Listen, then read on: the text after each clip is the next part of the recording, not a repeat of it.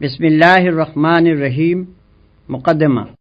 ان گزارشوں کے عنوان میں لفظ مقدمہ دیکھ کر کسی کو یہ غلط فہمی نہ ہو کہ میں قرآن کا مقدمہ لکھ رہا ہوں۔ یہ قرآن کا نہیں، تفہیم القرآن کا مقدمہ ہے، اور اس کے لکھنے سے میرے پیش نظر دو مقصد ہیں۔ اول یہ کہ قرآن کا مطالعہ شروع کرنے سے پہلے ایک عام ناظر ان باتوں سے اچھی طرح واقف ہو جائے جن کو ابتدائی میں سمجھ لینے سے فہم قرآن کی راہ آسان ہو جاتی ہے، ورنہ یہ باتیں دوران مطالعہ میں بار بار کھٹکتی ہیں اور بسا اوقات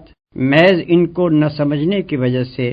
آدمی برسوں تک معنی قرآن کی سطح ہی پر گھومتا رہتا ہے، گہرائی میں اترنے کا راستہ اسے نہیں ملتا۔ دوم یہ کہ ان سوالات کا جواب پہلے ہی دے دیا جائے جو قرآن کو سمجھنے کی کوشش کرتے وقت بالعموم لوگوں کے ذہن میں پیدا ہوا کرتے ہیں۔ میں اس مقدمے میں صرف ان سوالات کا جواب دوں گا جو خود میرے ذہن میں اول پیدا ہوئے تھے یا جن سے بعد میں مجھ کو سابقہ پیش آیا۔ ان کے علاوہ اگر کچھ اور سوالات بھی جواب تلق باقی رہ گئے ہوں تو ان سے مجھے آگاہ کیا جائے، ان کا جواب انشاءاللہ آئندہ اشاعت کے موقع پر اس مقدمے میں بڑھا دیا جائے گا۔ عام طور پر ہم جن کتابوں کے پڑھنے کے عادی ہیں ان میں ایک متعین موضوع پر معلومات، خیالات اور دلائل کو ایک خاص تصنیفی ترتیب کے ساتھ مسلسل بیان کیا جاتا ہے۔ اسی بنا پر جب ایک ایسا شخص جو قرآن سے ابھی تک اجنبی رہا ہے پہلی مرتبہ اس کتاب کے مطالعے کا ارادہ کرتا ہے تو وہ یہ توقع لیے ہوئے آگے بڑھتا ہے کہ کتاب ہونے کی حیثیت سے اس میں بھی عام کتابوں کی طرح پہلے موضوع کا تعین ہوگا، پھر اصل مضمون کو ابواب اور فصول میں تقسیم کر کے ترتیب بار ایک ایک مسئلے پر بحث کی جائے گی، اور اسی طرح زندگی کے ایک ایک شعبے کو بھی الگ الگ لے کر اس کے متعلق احکام و ہدایات سلسلہ وار درج ہوں گی۔ لیکن جب وہ کتاب کھول کر مطالعہ شروع کرتا ہے تو اسے یہاں اپنی توقع کے بالکل خلاف ایک دوسرے ہی انداز بیان سے سابقہ پیش آتا ہے جس سے وہ اب تک بالکل ناآشنا تھا۔ یہاں وہ دیکھتا ہے کہ اعتقادی مسائل، اخلاقی ہدایات، شرعی احکام، دعوت، نصیحت، عبرت، تنقید، ملامت، تخویف، بشارت، تسلی، دلائل، شواہد، تاریخی قصے، آثار کائنات کی طرف اشارے بار بار ایک دوسرے کے بعد آ رہے ہیں۔ ایک ہی مضمون مختلف طریقوں سے مختلف الفاظ میں دہرایا جا رہا ہے، ایک مضمون کے بعد دوسرا اور دوسرے کے بعد تیسرا اچانک شروع ہو جاتا ہے، بلکہ ایک مضمون کے بیچ میں دوسرا مضمون یکایک آ جاتا ہے۔ مخاطب اور متکلم بار بار بدلتے ہیں اور خطاب کا رخ رہ کر مختلف سمتوں میں پھرتا ہے۔ بابوں اور فصلوں کی تقسیم کا کہیں نشان نہیں، تاریخ ہے تو تاریخ نگاری کے انداز میں نہیں، فلسفہ و مابعد الطبیعات ہیں تو منطق و فلسفہ کی زبان میں نہیں، انسان اور موجودات عالم کا ذکر ہے تو علوم طبیعی کے طریقے پر نہیں، تمدن و سیاست اور معیشت و معاشرت کی گفتگو ہے تو علوم عمران کے طرز پر نہیں، قانونی احکام اور اصول قانون کا بیان ہے تو مقننوں کے ڈھنگ سے بالکل مختلف، اخلاق کی تعلیم ہے تو فلسفہ اخلاق کے سارے لٹریچر سے اس کا انداز جدا۔ یہ سب کچھ اپنے سابق کتابی تصور کے خلاف پا کر آدمی پریشان ہو جاتا ہے اور اسے یوں محسوس ہونے لگتا ہے کہ یہ ایک غیر مرتب، غیر مربوط، منتشر کلام ہے جو اول سے لے کر آخر تک بے شمار چھوٹے بڑے مختلف شذرات پر مشتمل ہے، مگر مسلسل عبارت کی شکل میں لکھ دیا گیا ہے۔ مخالفانہ نقطہ نظر سے دیکھنے والا اسی پر طرح طرح کے اعتراضات کی بنا رکھ دیتا ہے، اور موافقانہ نقطہ نظر رکھنے والا کبھی معنی کی طرف سے آنکھیں بند کر کے شکوک سے بچنے کی کوشش کرتا ہے، کبھی اس ظاہری بے ترتیبی کی تعویلیں کر کے اپنے دل کو سمجھا لیتا ہے، کبھی مصنوعی طریقے سے ربط تلاش کر کے عجیب عجیب نتائج نکالتا ہے، اور کبھی نظریہ شذرات کو قبول کر لیتا ہے، جس کی وجہ سے ہر آیت اپنے سیاق و سباق سے الگ ہو کر ایسی معنی آفرینیوں کی آمادگاہ بن جاتی ہے جو قائل کے منشا کے خلاف ہوتی ہیں۔ پھر ایک کتاب کو اچھی طرح سمجھنے کے لیے ضروری ہے کہ پڑھنے والے کو اس کا موضوع معلوم ہو، اس کے مقصد و مدعا اور اس کے مرکزی مضمون کا علم ہو، اس کے انداز بیان سے واقفیت ہو، اس کی اصطلاحی زبان اور اس کے مخصوص طرز تعبیر سے شناسائی ہو، اور اس کے بیانات اپنی ظاہری عبارت کے پیچھے جن احوال و معاملات سے تعلق رکھتے ہوں وہ بھی نظر کے سامنے رہیں۔ عام طور پر جو کتابیں ہم پڑھتے ہیں ان میں یہ چیزیں بآسانی مل جاتی ہیں، اس لیے ان کے مضامین کی تہ تک پہنچنے میں ہمیں کوئی بڑی زحمت نہیں ہوتی، مگر قرآن میں یہ اس طرح نہیں ملتی جس طرح ہم دوسری کتابوں میں انہیں پانے کے عادی رہے ہیں۔ اس لیے ایک عام کتاب خواں کی سی ذہنیت لے کر جب ہم میں کا کوئی شخص قرآن کا مطالعہ شروع کرتا ہے تو اسے کتاب کے موضوع، مدعا اور مرکزی مضمون کا سراغ نہیں ملتا۔ اس کا انداز بیان اور طرز تعبیر بھی اسے کچھ اجنبی سا محسوس ہوتا ہے، اور اکثر مقامات پر اس کی عبارات کا پس منظر بھی اس کی نگاہوں سے اوجھل رہتا ہے۔ نتیجہ یہ ہوتا ہے کہ متفرق آیات میں حکمت کے جو موتی بکھرے ہوئے ہیں ان سے کم و بیش مستفید ہونے کے باوجود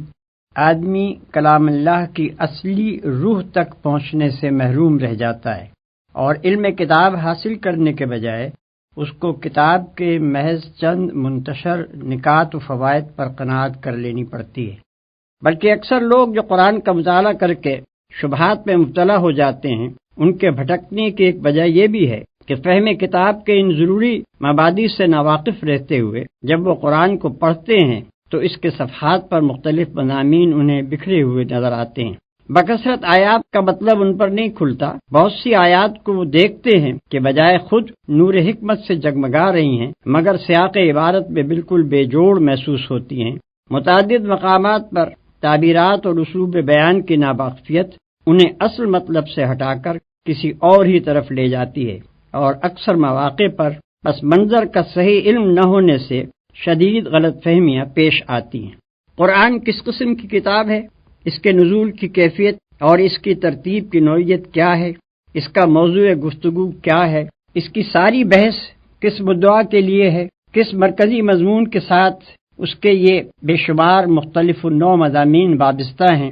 کیا طرز استدلال اور کیا طرز بیان اس نے اپنے مدعا کے لیے اختیار کیا ہے، یہ اور ایسے ہی دوسرے چند ضروری سوالات ہیں جن کا جواب صاف اور سیدھے طریقے سے اگر آدمی کو ابتدائی میں مل جائے تو وہ بہت سے خطرات سے بچ سکتا ہے، اور اس کے لیے فہم و تدبر کی راہیں کشادہ ہو سکتی ہیں۔ جو شخص قرآن میں تصنیفی ترتیب تلاش کرتا ہے اور وہاں اسے نہ پا کر کتاب کے صفحات میں بھٹکنے لگتا ہے، اس کی پریشانی کی اصل وجہ یہی ہے کہ وہ مطالعہ قرآن کے ان مبادی سے ناواقف ہوتا ہے۔ وہ اس گمان کے ساتھ مطالعہ شروع کرتا ہے کہ وہ مذہب کے موضوع پر ایک کتاب پڑھنے چلا ہے۔ مذہب کا موضوع اور کتاب، ان دونوں کا تصور اس کے ذہن میں وہی ہوتا ہے جو بالعموم مذہب اور کتاب کے متعلق ذہنوں میں پایا جاتا ہے، مگر جب وہاں اسے اپنے ذہنی تصور سے بالکل ہی مختلف ایک چیز سے سابقہ پیش آتا ہے تو وہ اپنے آپ کو اس سے مانوس نہیں کر سکتا، اور سرشتہ مضمون ہاتھ نہ آنے کے باعث بین السطور یوں بھٹکنا شروع کر دیتا ہے جیسے وہ ایک اجنبی مسافر ہے جو کسی نئے شہر کی گلیوں میں کھو گیا ہے۔ اس گم گشتگی سے وہ بچ جائے اگر اسے پہلے ہی بتا دیا جائے کہ تم جس کتاب کو پڑھنے جا رہے ہو وہ تمام دنیا کے لٹریچر میں اپنے طرز کی ایک ہی کتاب ہے۔ اس کی تصنیف دنیا کی ساری کتابوں سے مختلف طور پر ہوئی ہے، اپنے موضوع اور مضمون اور ترتیب کے لحاظ سے بھی وہ ایک نرالی چیز ہے، لہذا تمہارے ذہن کا وہ کتابی سانچہ جو اب تک کی کتب بینی سے بنا ہے اس کتاب کے سمجھنے میں تمہاری مدد نہ کرے گا بلکہ الٹا مزاحم ہوگا۔ اسے سمجھنا چاہتے ہو تو اپنے پہلے سے قائم کیے ہوئے قیاسات کو ذہن سے نکال کر اس کی عجیب خصوصیات سے شناسائی حاصل کرو۔ اس سلسلے میں سب سے پہلے ناظر کو قرآن کی اصل سے واقف ہو جانا چاہیے، وہ خواہ اس پر ایمان لائے یا نہ لائے، مگر اس کتاب کو سمجھنے کے لیے اسے نقطۂ آغاز کے طور پر اس کی وہی اصل قبول کرنی ہوگی جو خود اس نے اور اس کے پیش کرنے والے نے یعنی محمد صلی اللہ علیہ وسلم نے بیان کی ہے، اور وہ یہ ہے: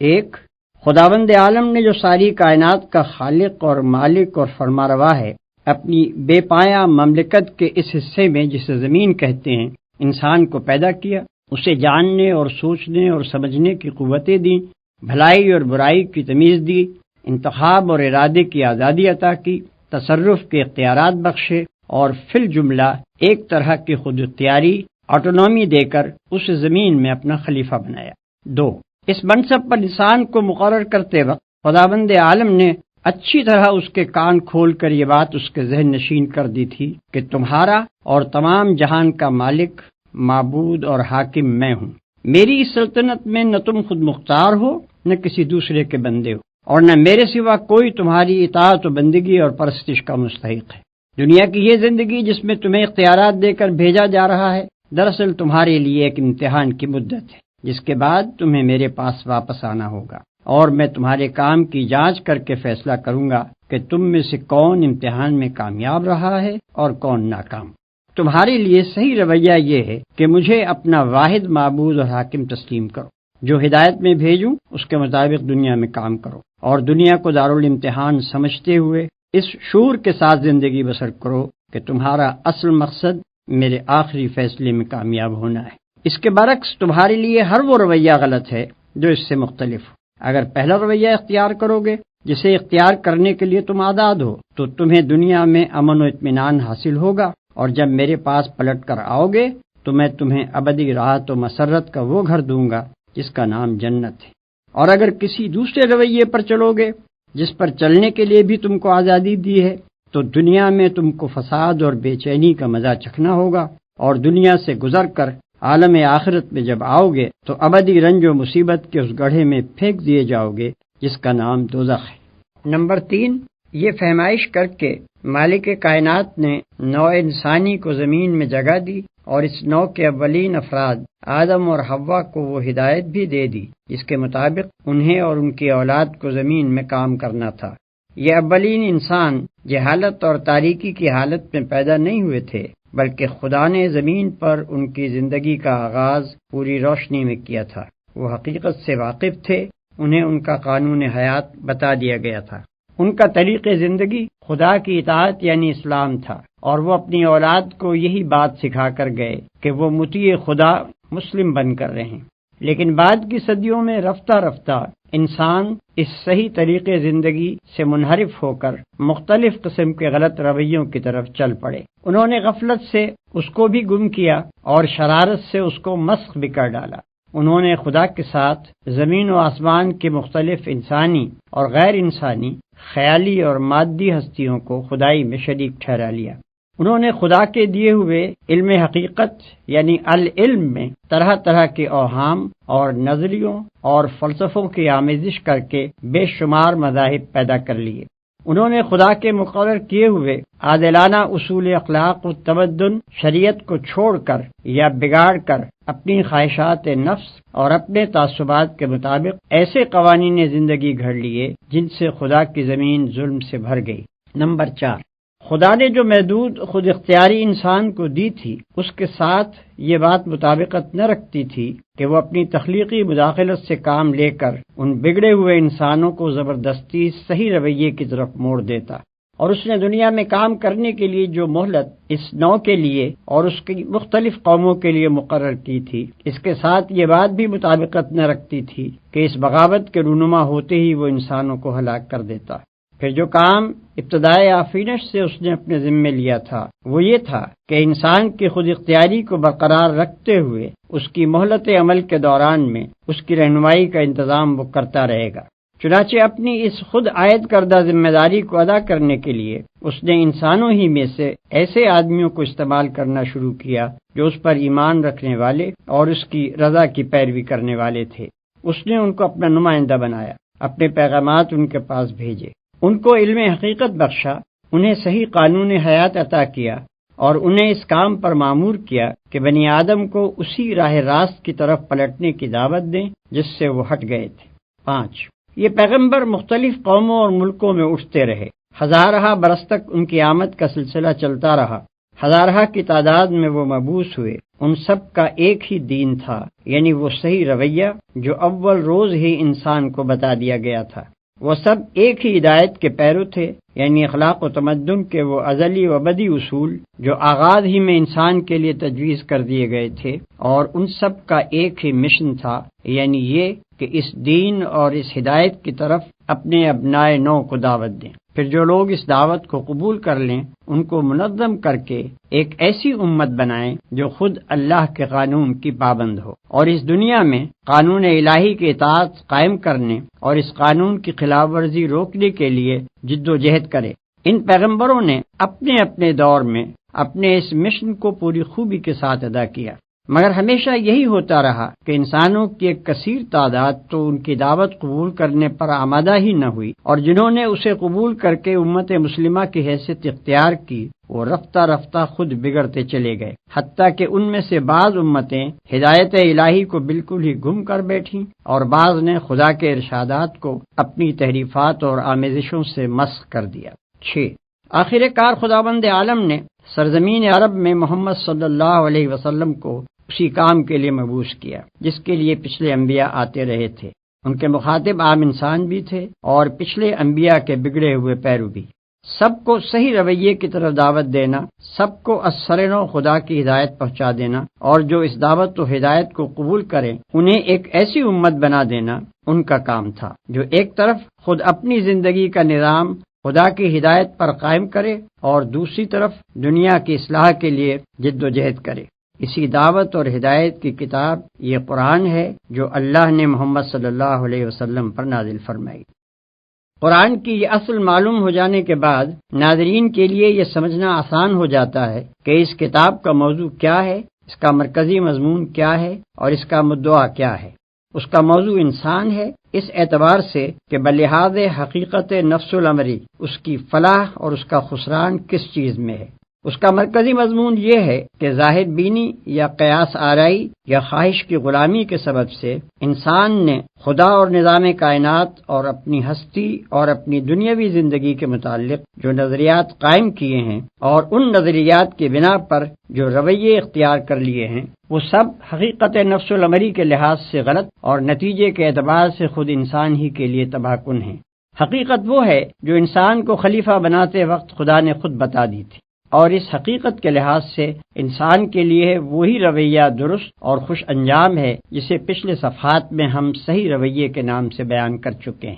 اس کا مدعا انسان کو اس صحیح رویے کی طرف دعوت دینا اور اللہ کی اس ہدایت کو واضح طور پر پیش کرنا ہے جسے انسان اپنی غفلت سے گم اور اپنی شرارت سے مست کرتا رہا ہے۔ ان تین بنیادی امور کو ذہن میں رکھ کر کوئی شخص قرآن کو دیکھے تو اسے صاف نظر آئے گا کہ یہ کتاب کہیں اپنے موضوع اور اپنے مدعا اور مرکزی مضمون سے بال برابر بھی نہیں ہٹی ہے۔ اول سے لے کر آخر تک اس کے مختلف نو مضامین اس کے مرکزی مضمون کے ساتھ اس طرح جڑے ہوئے ہیں جیسے ایک ہار کے چھوٹے بڑے رنگ برنگ جواہر ہار کے رشتے میں مربوط و منسلک ہوتے ہیں۔ وہ زمین و آسمان کی ساخت پر، انسان کی خلقت پر، آثار کائنات کے مشاہدات اور گزری ہوئی قوموں کے واقعات پر گفتگو کرتا ہے، مختلف قوموں کے عقائد و اخلاق اور اعمال پر تنقید کرتا ہے، مابعد الطبیعی امور و مسائل کی تشریح کرتا ہے اور بہت سی دوسری چیزوں کا ذکر بھی کرتا ہے، مگر اس لیے نہیں کہ اسے طبیعیات یا تاریخ یا فلسفے یا کسی اور فن کی تعلیم دینی ہے، بلکہ اس لیے کہ اسے حقیقت نفس الامری کے متعلق انسان کی غلط فہمیاں دور کرنی ہے، اصل حقیقت لوگوں کے ذہن نشین کرنی ہے، خلاف حقیقت رویے کی غلطی و بد انجامی واضح کرنی ہے اور اس رویے کی طرف دعوت دینی ہے جو مطابق حقیقت اور خوش انجام ہے۔ یہی وجہ ہے کہ وہ ہر چیز کا ذکر صرف اس حد تک اور اس انداز میں کرتا ہے جو اس کے مدعا کے لیے ضروری ہے، ہمیشہ ان چیزوں کا ذکر بقدر ضرورت کرنے کے بعد غیر متعلق تفصیلات کو چھوڑ کر اپنے مقصد اور مرکزی مضمون کی طرف رجوع کرتا ہے، اور اس کا سارا بیان انتہائی یکسانی کے ساتھ دعوت کے محور پر گھومتا رہتا ہے۔ مگر قرآن کے طرز بیان اور اس کی ترتیب اور اس کے بہت سے مضامین کو آدمی اس وقت تک اچھی طرح نہیں سمجھ سکتا جب تک کہ وہ اس کی کیفیت نزول کو بھی اچھی طرح نہ سمجھ لے۔ یہ قرآن اس نوعیت کی کتاب نہیں ہے کہ اللہ تعالیٰ نے بیک وقت اسے لکھ کر محمد صلی اللہ علیہ وسلم کو دے دیا ہو اور کہہ دیا ہو کہ اسے شائع کر کے لوگوں کو ایک خاص رویہ زندگی کی طرف بلائیں۔ نیز یہ اس نوعیت کی کتاب بھی نہیں ہے کہ اس میں مصنفانہ انداز پر کتاب کے موضوع اور مرکزی مضمون کے متعلق بحث کی گئی ہو۔ یہی وجہ ہے کہ اس میں نہ تصنیفی ترتیب پائی جاتی ہے اور نہ کتابی اسلوب۔ دراصل اس کی نوعیت یہ ہے کہ اللہ تعالیٰ نے عرب کے شہر مکہ میں اپنے ایک بندے کو پیغمبری کی خدمت کے لیے منتخب کیا اور اسے حکم دیا کہ اپنے شہر اور اپنے قبیلے یعنی قریش سے دعوت کی ابتدا کرے۔ یہ کام شروع کرنے کے لیے آغاز میں جن ہدایات کی ضرورت تھی صرف وہی دی گئیں اور وہ زیادہ تر 3 مضمونوں پر مشتمل تھیں۔ ایک، پیغمبر کو اس امر کی تعلیم کہ وہ خود اپنے آپ کو اس عظیم الشان کام کے لیے کس طرح تیار کریں اور کس طرز پر کام کریں۔ دوسرے، حقیقت نفس الامری کے متعلق ابتدائی معلومات اور حقیقت کے بارے میں ان غلط فہمیوں کی مجمل تردید جو گرد و پیش کے لوگوں میں پائی جاتی تھیں، جن کی وجہ سے ان کا رویہ غلط ہو رہا تھا۔ تیسرے، صحیح رویے کی طرف دعوت اور ہدایت الہی کے ان بنیادی اصول اخلاق کا بیان جن کی پیروی میں انسان کے لیے فلاح و سعادت ہے۔ شروع کے یہ پیغامات ابتدائے دعوت کی مناسبت سے چند چھوٹے چھوٹے مختصر بولوں پر مشتمل ہوتے تھے، جن کی زبان نہایت شستہ، نہایت شیریں، نہایت پر اثر اور مخاطب قوم کے مذاق کے مطابق بہترین ادبی رنگ لیے ہوئے ہوتی تھی، تاکہ دلوں میں یہ بول تیر و نشتر کی طرح پیوست ہو جائیں، کان خود بخود ان کے ترنم کی وجہ سے ان کی طرف متوجہ ہوں، اور زبانیں ان کے حسن تناسب کی وجہ سے بے اختیار ہو کر انہیں دہرانے لگیں۔ پھر ان میں مقامی رنگ بہت زیادہ تھا، اگرچہ بیان تو کی جا رہی تھیں عالمگیر صداقتیں، مگر ان کے لیے دلائل و شواہد اور مثالیں اس قریب ترین ماحول سے لی گئی تھیں جس سے مخاطب لوگ اچھی طرح مانوس تھے۔ انہی کی تاریخ، انہی کی روایات، انہی کے روزمرہ مشاہدے میں آنے والے آثار اور انہی کی اعتقادی و اخلاقی اور اجتماعی خرابیوں پر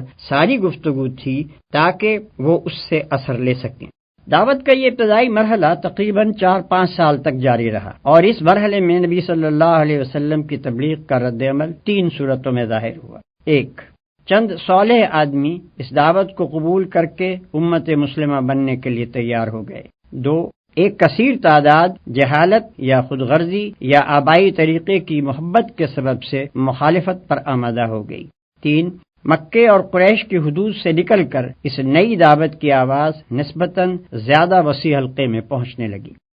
یہاں سے اس دعوت کا دوسرا مرحلہ شروع ہوتا ہے، اور اس مرحلے میں اسلام کی اس تحریک اور پرانی جاہلیت کے درمیان ایک سخت جاگسل کشمکش برپا ہوئی، جس کا سلسلہ 8-9 سال تک چلتا رہا۔ نہ صرف مکے میں، نہ صرف قبیلہ قریش میں، بلکہ عرب کے بیشتر حصوں میں بھی جو لوگ پرانی جاہلیت کو برقرار رکھنا چاہتے تھے، وہ اس تحریک کو بزور مٹا دینے پر تل گئے۔ انہوں نے اسے دبانے کے لیے سارے حربے استعمال کر ڈالے، جھوٹا پروپیگنڈا کیا، الزامات اور شبہات اور اعتراضات کی بوچھاڑ کی، عوام الناس کے دلوں میں طرح طرح کی وسوسہ اندازیاں کی، ناواقف لوگوں کو نبی صلی اللہ علیہ وسلم کی بات سننے سے روکنے کی کوششیں کی، اسلام قبول کرنے والوں پر نہایت وحشیانہ ظلم و ستم ڈھائے، ان کا معاشی اور معاشرتی مقاطع کیا، اور ان کو اتنا تنگ کیا کہ ان میں سے بہت سے لوگ 2 دفعہ اپنے گھر چھوڑ کر حبش کی طرف ہجرت کرنے پر مجبور ہوئے، اور بالآخر تیسری مرتبہ ان سب کو مدینے کی طرف ہجرت کرنی پڑی۔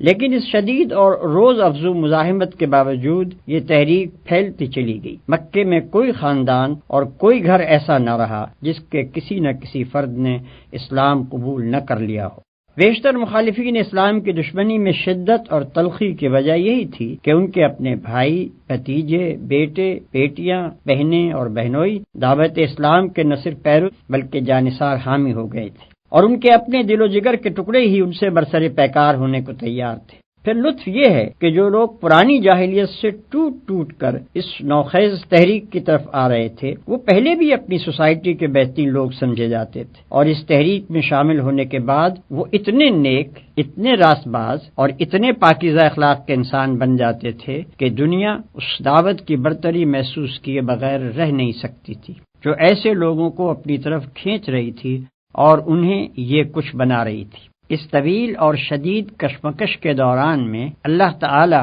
حسب موقع اور حسب ضرورت اپنے نبی پر ایسے پرجوش خطبے نازل کرتا رہا جن میں دریا کی سی روانی، سیلاب کی سی قوت اور تیز و تند آگ کی سی تاثیر تھی۔ ان خطبوں میں ایک طرف اہل ایمان کو ان کے ابتدائی فرائض بتائے گئے، ان کے اندر جماعتی شعور پیدا کیا گیا، انہیں تقوی اور فضیلت اخلاق اور پاکیزگی سیرت کی تعلیم دی گئی، ان کو دین حق کی تبلیغ کے طریقے بتائے گئے، کامیابی کے وعدوں اور جنت کی بشارتوں سے ان کی ہمت بندھائی گئی، انہیں صبر و ثبات اور بلند حوصلگی کے ساتھ اللہ کی راہ میں جد و جہد کرنے پر ابھارا گیا، اور فداکاری کا ایسا زبردست جوش اور ولولہ ان میں پیدا کیا گیا کہ وہ ہر مصیبت جھیل جانے اور مخالفت کے بڑے سے بڑے طوفانوں کا مقابلہ کرنے کے لیے تیار ہو گئے۔ دوسری طرف مخالفین اور راہ راست سے منہ موڑنے والوں اور غفلت کی نیند سونے والوں کو ان قوموں کے انجام سے ڈرایا گیا جن کی تاریخ سے وہ خود واقف تھے۔ ان تباہ شدہ بستیوں کے آثار سے عبرت دلائی گئی جن کے کھنڈروں پر سے شب و روز اپنے سفروں میں ان کا گزر ہوتا تھا۔ توحید اور آخرت کی دلیلیں ان کھلی کھلی نشانیوں سے دی گئیں جو رات دن زمین اور آسمان میں ان کی آنکھوں کے سامنے نمایاں تھیں، اور جن کو وہ خود اپنی زندگی میں بھی ہر وقت دیکھتے اور محسوس کرتے تھے۔ شرک اور دعوی خود مختاری اور انکار آخرت اور تقلید آبائی کی غلطیاں ایسے بین دلائل سے وعدے کی گئیں جو دل کو لگنے اور دماغ میں اتر جانے والے تھے۔ پھر ان کے ایک ایک شبے کو رفع کیا گیا، ایک ایک اعتراض کا معقول جواب دیا گیا، ایک ایک الجھن جس میں وہ خود پڑے ہوئے تھے یا دوسروں کو الجھانے کی کوشش کرتے تھے صاف کی گئی، اور ہر طرف سے گھیر کر جاہلیت کو ایسا تنگ پکڑا گیا کہ عقل و خرد کی دنیا میں اس کے لیے ٹھہرنے کی کوئی جگہ باقی نہ رہی۔ اس کے ساتھ پھر ان کو خدا کے غضب اور قیامت کی ہولناکیوں اور جہنم کے عذاب کا خوف دلایا گیا۔ ان کے برے اخلاق اور غلط طرز زندگی اور جاہلانہ رسوم اور حق دشمنی اور مومن آزاری پر انہیں ملامت کی گئی، اور اخلاق و تمدن کے وہ بڑے بڑے بنیادی اصول ان کے سامنے پیش کیے گئے جن پر ہمیشہ سے خدا کی پسندیدہ صالح تہذیبوں کی تعمیر ہوتی چلی آ رہی ہے۔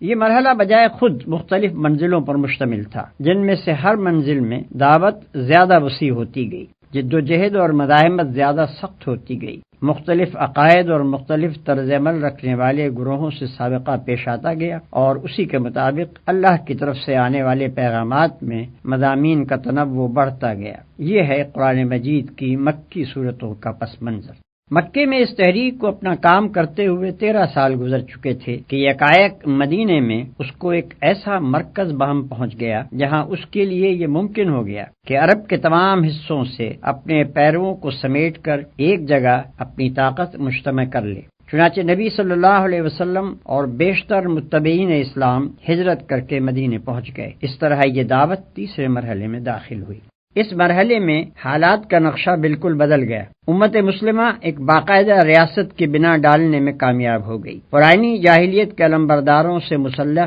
مقابلہ شروع ہوا۔ پچھلے انبیاء کی امتوں یہود و نصارہ سے بھی سابقہ پیش آیا۔ خود امت مسلمہ کے اندرونی نظام میں مختلف قسم کے منافق گھس آئے اور ان سے بھی نمٹنا پڑا، اور 10 سال کی شدید کشمکش سے گزر کر آخر کار یہ تحریک کامیابی کی اس منزل پر پہنچی کہ سارا عرب اس کے زیر نگیں ہو گیا اور عالمگیر دعوت و اصلاح کے دروازے اس کے سامنے کھل گئے۔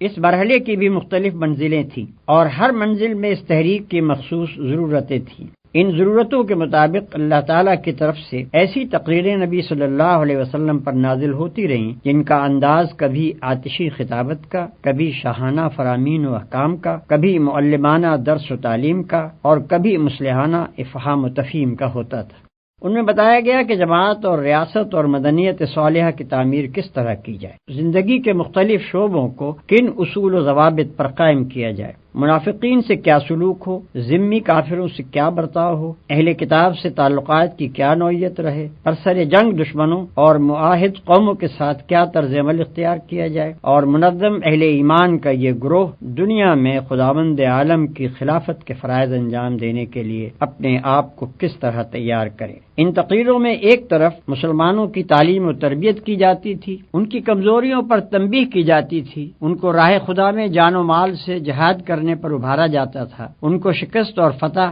مصیبت اور راحت، بدحالی اور خوشحالی، امن اور خوف، غرض ہر حال میں اس کے مناسب اخلاقیات کا درس دیا جاتا تھا، اور انہیں اس طرح تیار کیا جاتا تھا کہ وہ نبی صلی اللہ علیہ وسلم کے بعد آپ کے جانشین بن کر اس دعوت و اصلاح کے کام کو انجام دے سکیں۔ دوسری طرف ان لوگوں کو جو دائرہ ایمان سے باہر تھے، اہل کتاب، منافقین، کفار و مشرکین، سب کو ان کے مختلف حالتوں کے لحاظ سے سمجھانے، نرمی سے دعوت دینے، سختی سے ملامت اور نصیحت کرنے، خدا کے عذاب سے ڈرانے اور سبق آموز واقعات و احوال سے عبرت دلانے کی کوشش کی جاتی تھی تاکہ ان پر حجت تمام کر دی جائے۔ یہ ہے قرآن مجید کی مدنی صورتوں کا پس منظر۔ اس بیان سے یہ بات واضح ہو جاتی ہے کہ قرآن مجید ایک دعوت کے ساتھ اترنا شروع ہوا، اور وہ دعوت اپنے آغاز سے لے کر اپنی انتہائی تکمیل تک 23 سال کی مدت میں جن جن مرحلوں اور جن جن منزلوں سے گزرتی رہی، ان کی مختلف نو ضرورتوں کے مطابق قرآن کے مختلف حصے نازل ہوتے رہے۔ ظاہر ہے کہ ایسی کتاب میں وہ تصنیفی ترتیب نہیں ہو سکتی جو ڈاکٹریٹ کی ڈگری لینے کے لیے کسی مقالے میں اختیار کی جاتی ہے۔ پھر اس دعوت کے ارتقاء کے ساتھ ساتھ قرآن کے جو چھوٹے اور بڑے حصے نازل ہوئے وہ بھی رسالوں کی شکل میں شائع نہیں کیے جاتے تھے، بلکہ تقریروں کی شکل میں بیان کیے جاتے اور اسی شکل میں پھیلائے جاتے تھے۔ اس لیے ان کا اسلوب بھی تحریری نہ تھا بلکہ خطابت کا اسلوب تھا۔ پھر یہ خطابت بھی ایک پروفیسر کے لیکچروں کی سی نہیں بلکہ ایک دائی کے خطبوں کی سی تھی، جسے دل و دماغ، عقل اور جذبات ہر ایک سے اپیل کرنا ہوتا ہے، جس کو ہر قسم کی ذہنیتوں سے سابقہ پیش آتا ہے، جسے اپنی دعوت و تبلیغ اور عملی تحریک کے سلسلے میں بے شمار مختلف حالتوں میں کام کرنا پڑتا ہے۔ ہر ممکن پہلو سے اپنی بات دلوں میں بٹھانا، خیالات کی دنیا بدلنا، جذبات کا سیلاب اٹھانا، مخالفتوں کا زور توڑنا، ساتھیوں کی اصلاح و تربیت کرنا اور ان میں جوش اور عزم ابھارنا، دشمنوں کو دوست اور منکروں کو معترف بنانا، مخالفین کی حجت منقطع کرنا اور ان کی اخلاقی طاقت کا استحصال کر دینا، غرض اسے وہ سب کچھ کرنا ہوتا ہے جو ایک دعوت کے علمبردار اور ایک تحریک کے رہنما کے لیے ضروری ہے۔ اس لیے اللہ نے اس کام کے سلسلے میں اپنے پیغمبر پر جو تقریریں نازل فرمائیں ان کا طرز خطابت وہی تھا جو ایک دعوت کے مناسب حال ہوتا ہے۔ ان میں کالج کے لیکچروں کا سا انداز تلاش کرنا صحیح نہیں ہے۔ یہی سے یہ بات بھی اچھی طرح سمجھ میں آ سکتی ہے کہ قرآن میں مضامین کی اس قدر تکرار کیوں ہے۔ ایک دعوت اور عملی تحریک کا فطری اقتضا یہ ہے کہ وہ جس وقت جس مرحلے میں ہو اس میں وہی باتیں کہی جائیں جو اس مرحلے سے مناسبت رکھتی ہوں، اور جب تک دعوت ایک مرحلے میں رہے بعد کے مراحل کی بات نہ چھیڑی جائے بلکہ اسی مرحلے کی باتوں کا اعادہ کیا جاتا رہے، خواہ اس میں چند مہینے لگیں یا کئی سال صرف ہو جائیں۔ پھر اگر ایک ہی قسم کی باتوں کا اعادہ ایک ہی عبارت اور ایک ہی ڈھنگ پر کیا جاتا رہے تو کان انہیں سنتے سنتے تھک جاتے ہیں اور طبیعتیں اکتانے لگتی ہیں۔ اس لیے یہ بھی ضروری ہے کہ ہر مرحلے میں جو باتیں بار بار کہنی ہوں انہیں ہر بار نئے الفاظ، نئے اسلوب اور نئی آن بان سے کہا جائے تاکہ نہایت خوشگوار طریقے سے وہ دلوں میں بیٹھ جائیں اور دعوت کی ایک ایک منزل اچھی طرح مستحکم ہوتی چلی جائے۔ اس کے ساتھ یہ بھی ضروری ہے کہ دعوت کی بنیاد جن عقائد اور اصولوں پر ہو انہیں پہلے قدم سے آخری منزل تک کسی وقت اور کسی حال میں نظروں سے اوجھل نہ ہونے دیا جائے بلکہ ان کا اعادہ بہرحال دعوت کے ہر مرحلے میں ہوتا رہے۔ یہی وجہ ہے کہ دعوت اسلامی کے ایک مرحلے میں قرآن کی جتنی صورتیں نازل ہوئی ہیں ان سب میں بالعموم ایک ہی قسم کے مضامین، الفاظ اور انداز بیان بدل کر آئے ہیں، مگر توحید اور صفات الہی، آخرت اور اس کی باز پرس اور جزا و سزا، رسالت اور ایمان بالکتاب، تقوی اور صبر و توکل اور اسی قسم کے دوسرے بنیادی مضامین کی تکرار پورے قرآن میں نظر آتی ہے، کیونکہ اس تحریک کے کسی مرحلے میں بھی ان سے غفلت گوارا نہیں کی جا سکتی تھی۔ یہ بنیادی تصورات اگر ذرا بھی کمزور ہو جاتے تو اسلام کی یہ تحریک اپنی صحیح روح کے ساتھ نہ چل سکتی۔ اگر غور کیا جائے تو اسی بیان سے یہ سوال بھی حل ہو جاتا ہے کہ نبی صلی اللہ علیہ وسلم نے قرآن کو اسی ترتیب کے ساتھ کیوں نہ مرتب کر دیا جس کے ساتھ وہ نازل ہوا تھا۔ اوپر آپ کو معلوم ہو چکا ہے کہ 23 سال تک قرآن کا نزول اس ترتیب سے ہوتا رہا جس ترتیب سے دعوت کا آغاز اور اس کا ارتقاء ہوا۔ اب یہ ظاہر ہے کہ دعوت کی تکمیل کے بعد ان نازل شدہ اجزاء کے لیے وہ ترتیب کسی طرح درست نہ ہو سکتی تھی جو صرف ارتقاء دعوت ہی کے ساتھ مناسبت رکھتی تھی۔ اب تو ان کے لیے ایک دوسری ہی ترتیب درکار تھی جو تکمیل دعوت کے بعد کی صورتحال کے لیے زیادہ مناسب ہو، کیونکہ ابتدا میں اس کے مخاطب اول وہ لوگ تھے جو اسلام سے ناآشنائے محض تھے، اس لیے اس وقت بالکل نقطۂ آغاز سے تعلیم و تلقین شروع کی گئی، مگر تکمیل دعوت کے بعد اس کے مخاطب اول وہ لوگ ہو گئے جو اس پر ایمان لا کر ایک امت بن چکے تھے اور اس کام کو جاری رکھنے کے ذمہ دار قرار پائے تھے جسے پیغمبر نے نظریے اور عمل دونوں حیثیتوں سے مکمل کر کے ان کے حوالے کیا تھا۔ اب لامحالہ مقدم چیز یہ ہو گئی کہ پہلے یہ لوگ خود اپنے فرائض سے، اپنے قوانین حیات سے اور ان فتنوں سے جو پچھلے پیغمبروں کی امتوں میں رونما ہوتے رہے ہیں اچھی طرح واقف ہو لیں، پھر اسلام سے بیگانہ دنیا کے سامنے خدا کی ہدایت پیش کرنے کے لیے آگے بڑھیں۔ علاوہ بری قرآن مجید جس طرز کی کتاب ہے اسے اگر آدمی اچھی طرح سمجھ لے تو اس پر خود ہی یہ حقیقت منکشف ہو جائے گی کہ ایک ایک طرح کے مضامین کو ایک ایک جگہ جمع کرنا اس کتاب کے مزاج ہی سے مطابقت نہیں رکھتا۔ اس کے مزاج کا تو تقاضا یہی ہے کہ اس کے پڑھنے والے کے سامنے مدنی مرحلے کی باتیں مکی دور والی تعلیم کے درمیان اور مکی مرحلے کی باتیں مدنی دور والی تقریروں کے درمیان اور ابتدا کی گفتگویں آخر کی تلقینات کے بیچ میں اور آخری دور کی ہدایات آغاز کار کی تعلیمات کے پہلو میں بار بار آتی چلی جائیں، تاکہ اسلام کا پورا منظر اور جامع نقشہ اس کی نگاہ میں رہے اور کسی وقت بھی وہ یک رخا نہ ہونے پائے۔ پھر اگر قرآن کو اس کی نزولی ترتیب پر مرتب کیا بھی جاتا تو وہ ترتیب بعد کے لوگوں کے لیے صرف اسی صورت میں بامانی ہو سکتی تھی جبکہ قرآن کے ساتھ اس کی پوری تاریخ نزول اور اس کے ایک ایک جز کی کیفیت نزول و شان نزول لکھ کر لگا دی جاتی اور وہ لازمی طور پر قرآن کا ایک ضمیمہ بن کر رہتی۔ یہ بات اس مقصد کے خلاف تھی جس کے لیے اللہ تعالیٰ نے اپنے کلام کا یہ مجموعہ مرتب اور محفوظ کرایا تھا۔ وہاں تو پیش نظر چیز ہی یہ تھی کہ خالص کلام الہی بغیر کسی دوسرے کلام کی آمیزش یا شمول کے اپنی مختصر صورت میں مرتب ہو، جسے بچے، جوان، بوڑھے، عورت، مرد، شہری، دیہاتی، عامی، عالم سب پڑھیں، ہر زمانے میں اور ہر جگہ ہر حالت میں پڑھیں، اور ہر مرتبہ عقل و دانش کا انسان کم از کم یہ بات ضرور جان لے کہ اس کا خدا اس سے کیا چاہتا ہے اور کیا نہیں چاہتا۔ ظاہر ہے کہ یہ مقصد فوت ہو جاتا اگر اس مجموعہ کلام الہی کے ساتھ ایک لمبی چوڑی تاریخ بھی لگی ہوئی ہوتی اور اس کی تلاوت بھی لازم کر دی جاتی۔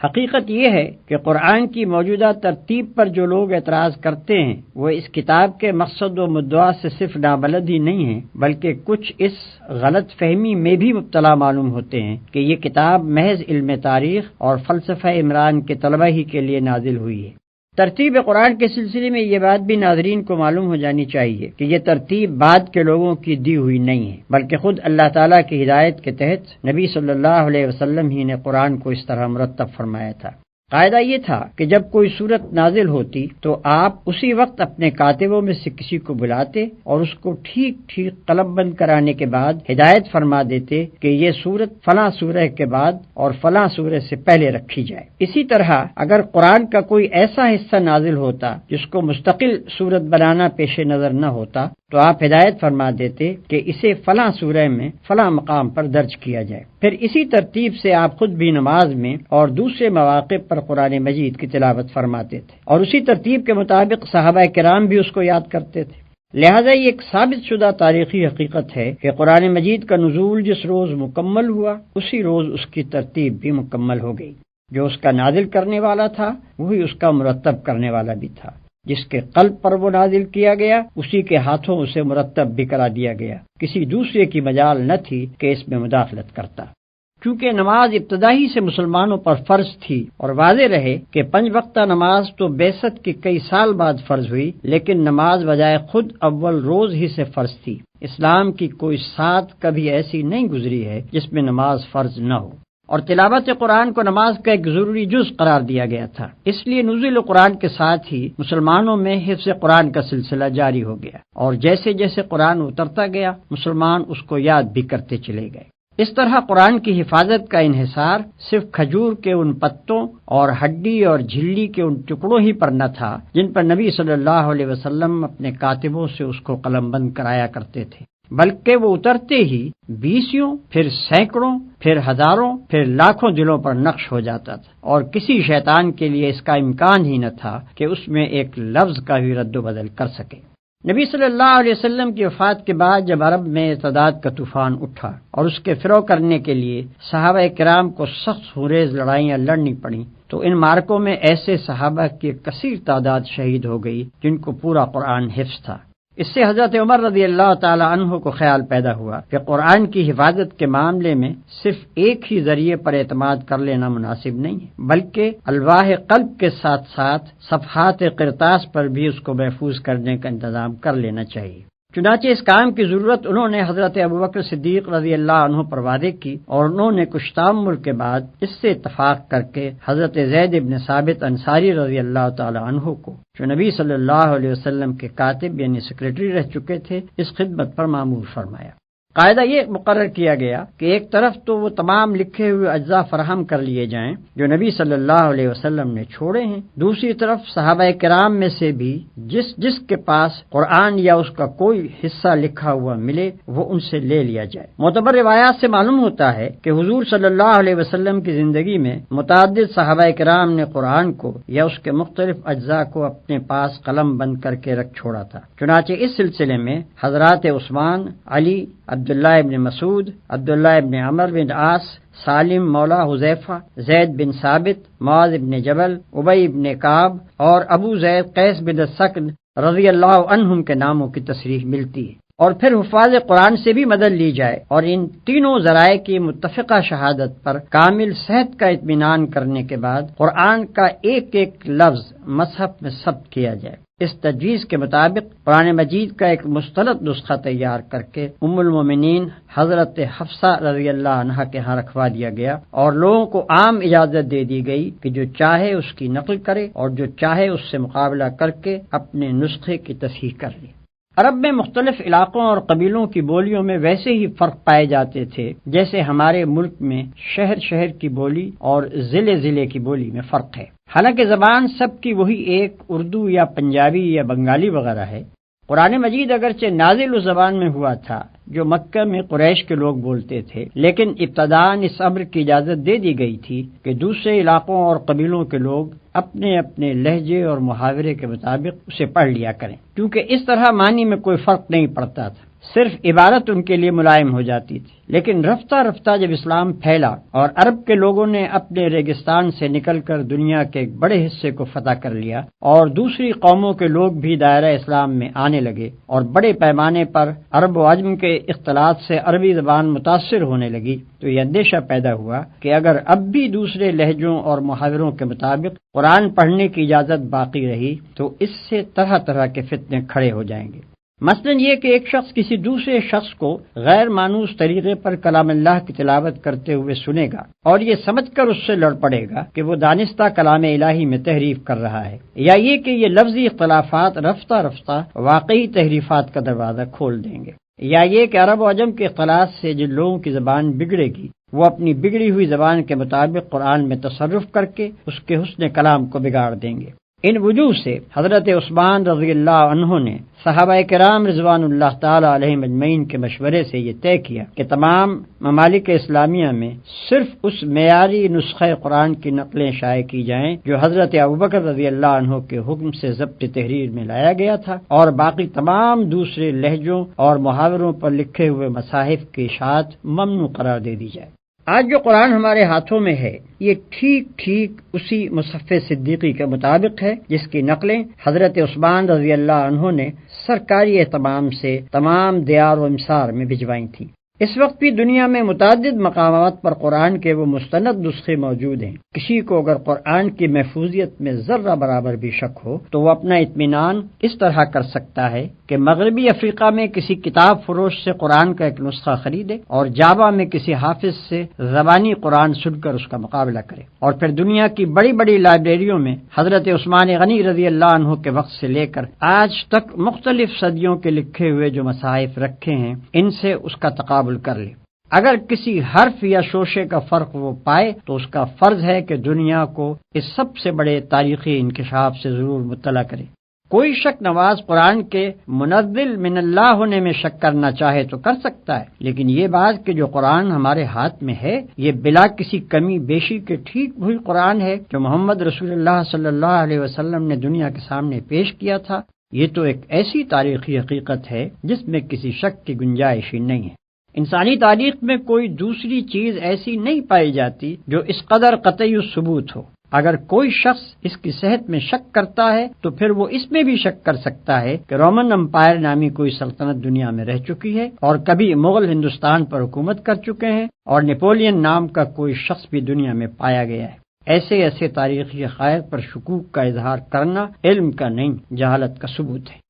قرآن ایک ایسی کتاب ہے جس کی طرف دنیا میں بے شمار انسان بے شمار مقاصد لے کر رجوع کرتے ہیں۔ ان سب کی ضروریات اور اغراض کو پیش نظر رکھ کر کوئی مشورہ دینا آدمی کے لیے ممکن نہیں ہے۔ طالبوں کے اس ہجوم میں مجھ کو صرف ان لوگوں سے دلچسپی ہے جو اس کو سمجھنا چاہتے ہیں اور یہ معلوم کرنے کے خواہش مند ہیں کہ یہ کتاب انسان کے مسائل زندگی میں اس کی کیا رہنمائی کرتی ہے۔ ایسے لوگوں کو میں یہاں طریقے مطالعہ قرآن کے بارے میں کچھ مشورے دوں گا اور کچھ ان مشکلات کو حل کرنے کی کوشش کروں گا جو بالعموم انسان کو اس معاملے میں پیش آتی ہیں۔ کوئی شخص چاہے قرآن پر ایمان رکھتا ہو یا نہ رکھتا ہو، بہرحال اگر وہ اس کتاب کو فی الواقع سمجھنا چاہتا ہے تو اولین کام اسے یہ کرنا چاہیے کہ اپنے ذہن کو پہلے سے قائم کیے ہوئے تصورات اور نظریات سے اور موافقانہ یا مخالفانہ اغراض سے جس حد تک ممکن ہو خالی کر لے اور سمجھنے کا خالص مقصد لے کر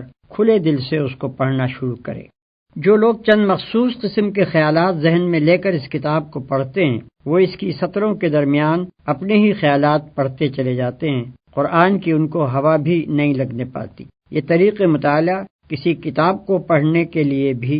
صحیح نہیں ہے، مگر خصوصیت کے ساتھ قرآن تو اس طرز کے پڑھنے والوں کے لیے اپنے معنی کے دروازے کھولتا ہی نہیں۔ پھر جو شخص میں سرسری سی واقفیت بہم پہنچانا چاہتا ہو اس کے لیے تو شاید ایک دفعہ پڑھ لینا کافی ہو جائے، لیکن جو اس کی گہرائیوں میں اترنا چاہے اس کے لیے 2-4 دفعہ کا پڑھنا بھی کافی نہیں ہو سکتا۔ اس کو بار بار پڑھنا چاہیے، ہر مرتبہ ایک خاص ڈھنگ سے پڑھنا چاہیے اور ایک طالب علم کی طرح پینسل اور کاپی ساتھ لے کر بیٹھنا چاہیے تاکہ ضروری نکات نوٹ کرتا جائے۔ اس طرح جو لوگ پڑھنے پر آمادہ ہوں ان کو کم از کم 2 مرتبہ پورے قرآن کو صرف اس غرض کے لیے پڑھنا چاہیے کہ ان کے سامنے بحیثیت مجموعی وہ پورا نظام فکر و عمل آ جائے جسے یہ کتاب پیش کرنا چاہتی ہے۔ اس ابتدائی مطالعے کے دوران میں وہ قرآن کے پورے منظر پر ایک جامع نظر حاصل کرنے کی کوشش کریں اور یہ دیکھتے جائیں کہ یہ کتاب کیا بنیادی تصورات پیش کرتی ہے اور پھر ان تصورات پر کس قسم کا نظام زندگی تعمیر کرتی ہے۔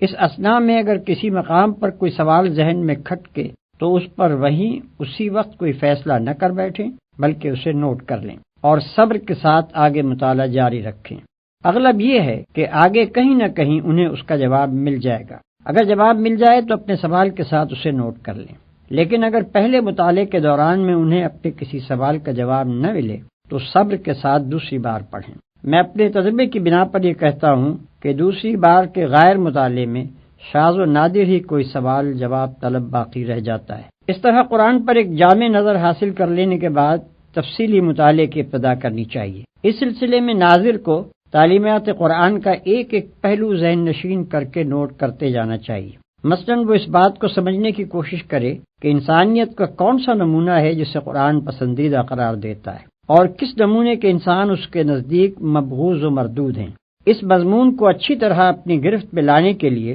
اس کو چاہیے کہ اپنی کاپی پر ایک طرف پسندیدہ انسان اور دوسری طرف ناپسندیدہ انسان کی خصوصیات آمنے سامنے نوٹ کرتا چلا جائے، یا مثلاً وہ یہ معلوم کرنے کی کوشش کرے کہ قرآن کے نزدیک انسان کی فلاح و نجات کا مدار کن امور پر ہے اور کیا چیزیں ہیں جن کو وہ انسان کے لیے نقصان اور ہلاکت اور بربادی کا موجب قرار دیتا ہے۔ اس مضمون کو بھی وضاحت اور تفصیل کے ساتھ جاننے کا صحیح طریقہ یہ ہے کہ آدمی اپنی کاپی پر موجبات فلاح اور موجبات خسران کے 2 عنوانات ایک دوسرے کے مقابل قائم کر لے اور مطالعہ قرآن کے دوران میں روزانہ دونوں قسم کی چیزوں کو نوٹ کرتا جائے۔ علی ھذا القیاس عقائد، اخلاق، حقوق، فرائض، معاشرت، تمدن، معیشت، سیاست، قانون، نظم جماعت، صلح، جنگ اور دوسرے مسائل زندگی میں سے ایک ایک کے متعلق قرآن کی ہدایات کو آدمی نوٹ کرتا چلا جائے اور یہ سمجھنے کی کوشش کرے کہ ان میں سے ہر شعبے کی مجموعی شکل کیا بنتی ہے اور پھر ان سب کو ملا کر جوڑ دینے سے پورا نقشہ زندگی کس قسم کا بنتا ہے۔ پھر جب آدمی کسی خاص مسئلہ زندگی کے بارے میں تحقیق کرنا چاہے کہ قرآن کا نقطہ نظر اس کے متعلق کیا ہے تو اس کے لیے عمدہ طریقہ یہ ہے کہ پہلے وہ اس مسئلے کے متعلق قدیم و جدید لٹریچر کا گہرا مطالعہ کر کے واضح طور پر یہ معلوم کر لے کہ اس مسئلے کے بنیادی نکات کیا ہیں، انسان نے اب تک اس پر کیا سوچا اور سمجھا ہے، کیا امور اس میں تصفیہ طلب ہیں اور کہاں جا کر انسانی فکر کی گاڑی اٹک جاتی ہے۔ اس کے بعد انہی تصفیہ طلب مسائل کو نگاہ میں رکھ کر آدمی کو قرآن کا مطالعہ کرنا چاہیے۔ میرا تجربہ ہے کہ اس طرح جب آدمی کسی مسئلے کی تحقیق کے لیے قرآن پڑھنے بیٹھتا ہے تو اسے ایسی ایسی آیتوں میں اپنے سوالات کا جواب ملتا ہے جنہیں وہ اس سے پہلے 20 مرتبہ پڑھ چکا ہوتا ہے، اور کبھی اس کے حاشیہ خیال میں بھی یہ بات نہیں آتی کہ یہاں یہ مضمون بھی چھپا ہوا ہے۔ لیکن فہم قرآن کی ان ساری تدبیروں کے باوجود آدمی قرآن کی روح سے پوری طرح آشنا نہیں ہونے پاتا جب تک کہ عملاً وہ کام نہ کرے جس کے لیے قرآن آیا ہے۔ یہ محض نظریات اور خیالات کی کتاب نہیں ہے کہ آپ آرام کرسی پر بیٹھ کر اسے پڑھیں اور اس کی ساری باتیں سمجھ جائیں۔ یہ دنیا کے عام تصور مذہب کے مطابق ایک نری مذہبی کتاب بھی نہیں ہے کہ مدرسے اور خانقاہ میں اس کے سارے رموز حل کر لیے جائیں، جیسا کہ اس مقدمے کے آغاز میں بتایا جا چکا ہے۔ یہ ایک دعوت اور تحریک کی کتاب ہے۔ اس نے آتے ہی ایک خاموش، تباہ اور نیک نہاد انسان کو گوشہ عزلت سے نکال کر خدا سے پھری ہوئی دنیا کے مقابلے میں لا کھڑا کیا، باطل کے خلاف اس سے آواز اٹھوائی، اور وقت کے علمبرداران کفر و فسق و ضلالت سے اس کو لڑا دیا۔ گھر گھر سے ایک ایک سعید روح اور پاکیزہ نفس کو کھینچ کھینچ کر لائی، اور دائی حق کے جھنڈے تلے ان سب کو اکٹھا کیا۔ گوشے گوشے سے ایک ایک فتنہ جو اور فساد پرور کو بھڑکا کر اٹھایا اور حامیان حق سے ان کی جنگ کرائی۔ ایک فرد واحد کی پکار سے اپنا کام شروع کر کے خلافت الہیہ کے قیام تک پورے 23 سال یہی کتاب اس عظیم الشان تحریک کی رہنمائی کرتی رہی، اور حق و باطل کی اس طویل و جانگسل کشمکش کے دوران میں ایک ایک منزل اور ایک ایک مرحلے پر اسی نے تخریب کے ڈھنگ اور تعمیر کے نقشے بتائے۔ اب بھلا یہ کیسے ممکن ہے کہ آپ سرے سے نزاع کفر و دین اور مارکہ اسلام و جاہلیت کے میدان میں قدم ہی نہ رکھیں، اور اس کشمکش کی کسی منزل سے گزرنے کا آپ کو اتفاق ہی نہ ہوا ہو، اور پھر محض قرآن کے الفاظ پڑھ پڑھ کر اس کی ساری حقیقتیں آپ کے سامنے بے نقاب ہو جائیں؟ اسے تو پوری طرح آپ اسی وقت سمجھ سکتے ہیں جب اسے لے کر اٹھیں اور دعوت اللہ کا کام شروع کریں، اور جس جس طرح یہ کتاب ہدایت دیتی جائے اس طرح قدم اٹھاتے چلے جائیں۔ تب وہ سارے تجربات آپ کو پیش آئیں گے جو نزول قرآن کے وقت پیش آئے تھے۔ مکے اور حبش اور طائف کی منزلیں بھی آپ دیکھیں گے، اور بدر و احد سے لے کر حنین اور تبوک تک کے مراحل بھی آپ کے سامنے آئیں گے۔ ابو جہل اور ابو لہب سے بھی آپ کو واسطہ پڑے گا، منافقین اور یہود بھی آپ کو ملیں گے، اور سابقین اولین سے لے کر مؤلفۃ القلوب تک سبھی طرح کے انسانی نمونے آپ دیکھ بھی لیں گے اور برت بھی لیں گے۔ یہ ایک اور ہی قسم کا سلوک ہے جس کو میں سلوک قرآنی کہتا ہوں۔ اس سلوک کی شان یہ ہے کہ اس کی جس جس منزل سے آپ گزرتے جائیں گے، قرآن کی کچھ آیتیں اور صورتیں خود سامنے آ کر آپ کو بتاتی چلی جائیں گی کہ وہ اسی منزل میں اتری تھی اور یہ ہدایت لے کر آئی تھی۔ اس وقت یہ تو ممکن ہے کہ لغت اور نحو اور معنی اور بیان کے کچھ نکات سالک کی نگاہ سے چھپے رہ جائیں، لیکن یہ ممکن نہیں ہے کہ قرآن اپنی روح کو اس کے سامنے بے نقاب کرنے سے بخل برت جائے۔ پھر اسی کلیے کے مطابق قرآن کے احکام، اس کی اخلاقی تعلیمات، اس کی معاشی اور تمدنی ہدایات اور زندگی کے مختلف پہلوؤں کے بارے میں اس کے بتائے ہوئے اصول و قوانین آدمی کی سمجھ میں اس وقت تک آ ہی نہیں سکتے جب تک کہ وہ عملاً ان کو برت کر نہ دیکھے۔ نہ وہ فرد اس کتاب کو سمجھ سکتا ہے جس نے اپنی انفرادی زندگی کو اس کی پیروی سے آزاد کر رکھا ہو، اور نہ وہ قوم اس سے آشنا ہو سکتی ہے جس کے سارے ہی اجتماعی ادارے اس کی بنائی ہوئی روش کے خلاف چل رہے ہیں۔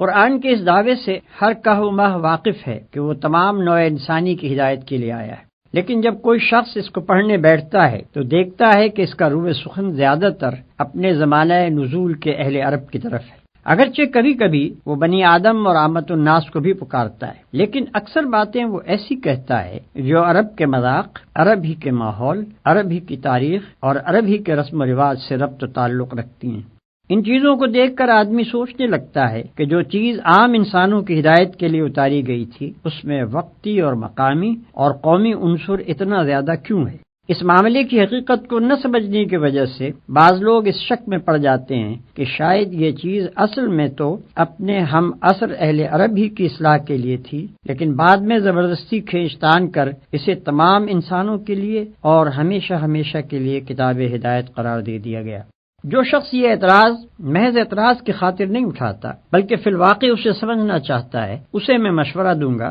کہ وہ پہلے خود قرآن کو پڑھ کر ذرا ان مقامات پر نشان لگائے جہاں اس نے کوئی ایسا عقیدہ یا خیال یا تصور پیش کیا ہو یا کوئی ایسا اخلاقی اصول یا عملی قاعدہ و ضابطہ بیان کیا ہو جو صرف عرب ہی کے لیے مخصوص ہو اور جس کو وقت اور زمانے اور مقام نے فی الواقع محدود کر رکھا ہو۔ محض یہ بات کہ وہ ایک خاص مقام اور زمانے کے لوگوں کو خطاب کر کے ان کے مشرکانہ عقائد اور رسوم کی تردید کرتا ہے اور انہی کے گرد و پیش کی چیزوں کو مواد استدلال کے طور پر لے کر توحید کے دلائل قائم کرتا ہے، یہ فیصلہ کر دینے کے لیے کافی نہیں ہے کہ اس کی دعوت اور اس کا اپیل بھی وقتی اور مقامی ہے۔ دیکھنا یہ چاہیے کہ شرک کی تردید میں جو کچھ وہ کہتا ہے کیا وہ دنیا کے ہر شرک پر اسی طرح چسپاں نہیں ہوتا جس طرح مشرکین عرب کے شرک پر چسپاں ہوتا تھا؟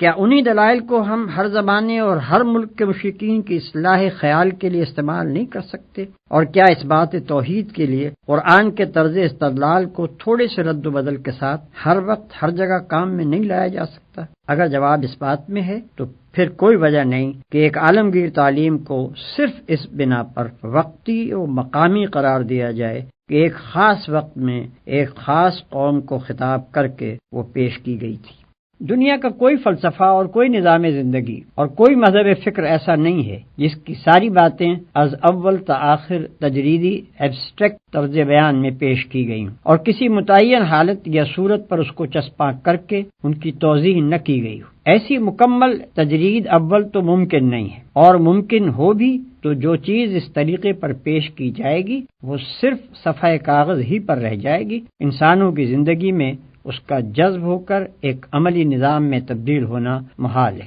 پھر کسی فکری و اخلاقی اور تمدنی تحریک کو اگر بین الاقوامی پیمانے پر پھیلانا مقصود ہو تو اس کے لیے بھی یہ قطعاً ضروری نہیں ہے، بلکہ سچ یہ ہے کہ مفید بھی نہیں ہے کہ شروع سے اس کو بالکل ہی بین الاقوامی بنانے کی کوشش کی جائے۔ در حقیقت اس کا صحیح عملی طریقہ صرف ایک ہی ہے، اور وہ یہ ہے کہ جن افکار اور نظریات اور اصولوں پر وہ تحریک انسانی زندگی کے نظام کو قائم کرنا چاہتی ہے انہیں پوری قوت کے ساتھ خود اس ملک میں پیش کیا جائے جہاں سے اس کی دعوت اٹھی ہو، ان لوگوں کے ذہن نشین کیا جائے جن کی زبان اور مزاج اور عادات و خصائل سے اس تحریک کے داعی بخوبی واقف ہوں، اور پھر اپنے ہی ملک میں ان اصولوں کو عملاً برت کر اور ان پر ایک کامیاب نظام زندگی چلا کر دنیا کے سامنے نمونہ پیش کیا جائے۔ تبھی دوسری قومیں اس کی طرف توجہ کریں گی اور ان کے ذہین آدمی خود آگے بڑھ کر اسے سمجھنے اور اپنے ملک میں رواج دینے کی کوشش کریں گے۔ لہذا محض یہ بات کہ کسی نظام فکر و عمل کو ابتداً ایک ہی قوم کے سامنے پیش کیا گیا تھا اور اس استدلال کا سارا زور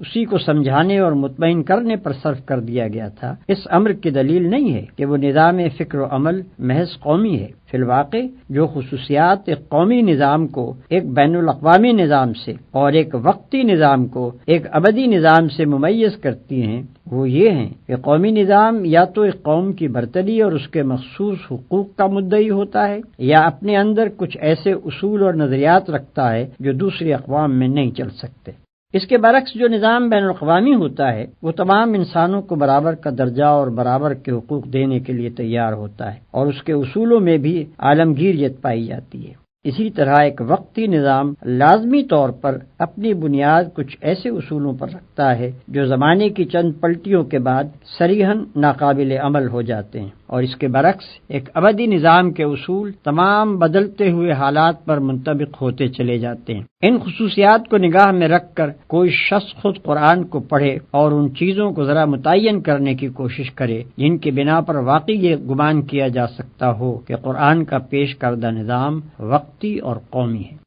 قرآن کے متعلق یہ بات بھی ایک عام ناظر کے کان میں پڑی ہوئی ہوتی ہے کہ یہ ایک مفصل ہدایت نامہ اور ایک کتاب عین ہے، مگر جب وہ اسے پڑھتا ہے تو اس میں معاشرت اور تمدن اور سیاست اور معیشت وغیرہ کے تفصیلی احکام و ضوابط اس کو نہیں ملتے، بلکہ وہ دیکھتا ہے کہ نماز اور زکوٰۃ جیسے فرائض کے متعلق بھی جن پر قرآن بار بار اس قدر زور دیتا ہے اس نے کوئی ایسا ضابطہ تجویز نہیں کیا ہے جس میں تمام ضروری احکام کی تفصیل درج ہو۔ یہ چیز بھی آدمی کے ذہن میں خلجان پیدا کرتی ہے کہ آخر یہ کس معنی میں ہدایت نامہ ہے۔ اس معاملے میں ساری الجھن صرف اس لیے پیدا ہوتی ہے کہ آدمی کی نگاہ سے حقیقت کا ایک پہلو بالکل اوجھل رہ جاتا ہے، یعنی یہ کہ خدا نے صرف کتاب ہی نازل نہیں کی تھی بلکہ ایک پیغمبر بھی مبعوث فرمایا تھا۔ اگر اصل اسکیم یہ ہو کہ بس ایک نقشہ تعمیر لوگوں کو دے دیا جائے اور لوگ اس کے مطابق خود عمارت بنا لیں تو اس صورت میں بلا شبہ تعمیر کے ایک ایک جز کی تفصیل ہم کو ملنی چاہیے، لیکن جب تعمیری ہدایات کے ساتھ ایک انجینئر بھی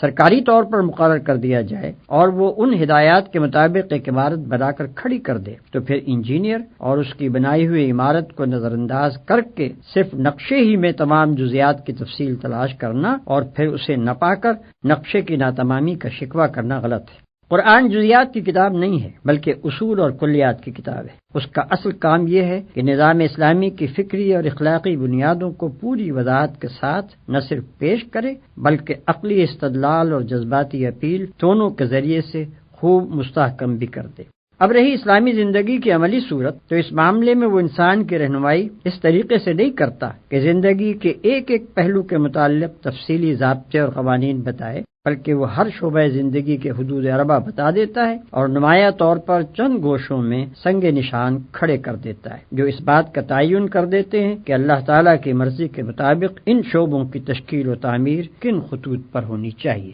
ان ہدایات کے مطابق عملاً اسلامی زندگی کی صورت گری کرنا نبی صلی اللہ علیہ وسلم کا کام تھا۔ انہیں معمور ہی اس لیے کیا گیا تھا کہ دنیا کو اس انفرادی سیرت و کردار اور اس معاشرے اور ریاست کا نمونہ دکھا دیں جو قرآن کے دیے ہوئے اصولوں کی عملی تعبیر و تفسیر ہو۔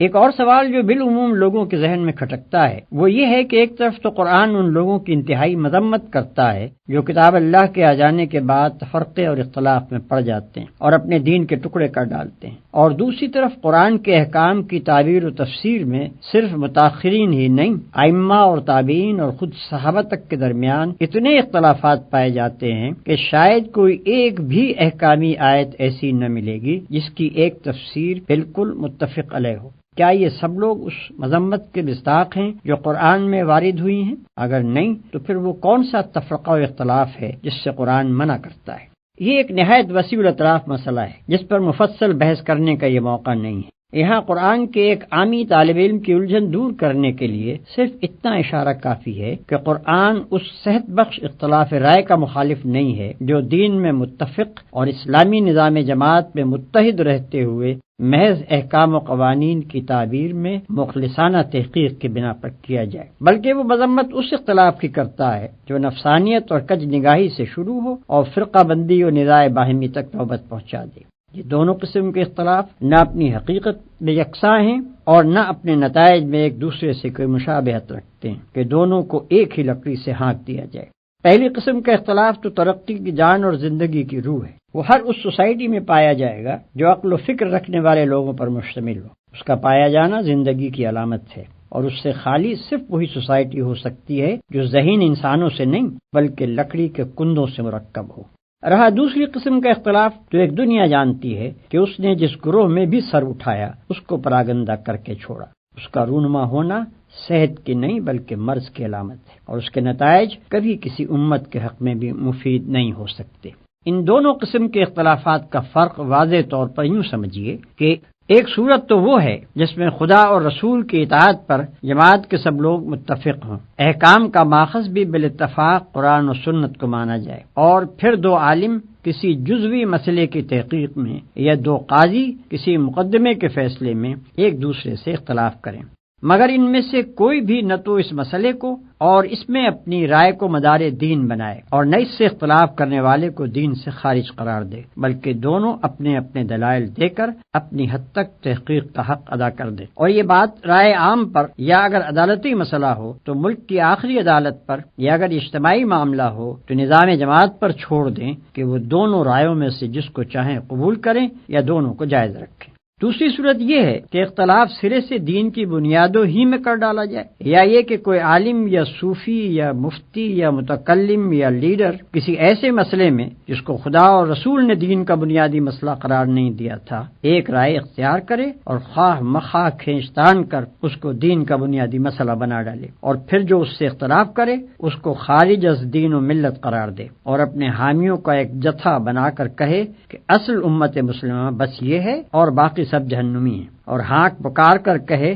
کہ مسلم ہے تو بس اس جتھے میں آ جا ورنہ تو مسلم ہی نہیں ہے۔ قرآن نے جہاں کہیں بھی اختلاف و فرقہ بندی کی مخالفت کی ہے اس سے اس کی مراد یہ دوسری قسم کا اختلاف ہی ہے۔ رہا پہلی قسم کا اختلاف تو اس کی متعدد مثالیں خود نبی صلی اللہ علیہ وسلم کے سامنے پیش آ چکی تھیں، اور آپ نے صرف یہی نہیں کہ اس کو جائز رکھا بلکہ اس کی تحسین بھی فرمائی، اس لیے کہ وہ اختلاف تو اس بات کا پتہ دیتا ہے کہ جماعت میں غور و فکر اور تحقیق و تجسس اور فہم و تفقع کی صلاحیتیں موجود ہیں، اور جماعت کے ذہین لوگوں کو اپنے دین سے اور اس کے احکام سے دلچسپی ہے، اور ان کی ذہانتیں اپنے مسائل زندگی کا حل دین کے باہر نہیں بلکہ اس کے اندر ہی تلاش کرتی ہیں، اور جماعت بحیثیت مجموعی اس زرین قاعدے پر عامل ہے کہ اصول میں متفق رہ کر اپنی وحدت برقرار رکھے، اور پھر اپنے اہل علم و فکر کو صحیح حدود کے اندر تحقیق و اجتہاد کی آزادی دے کر ترقی کے مواقع بھی باقی رکھے۔ ھذا ما عندی والعلم عند اللہ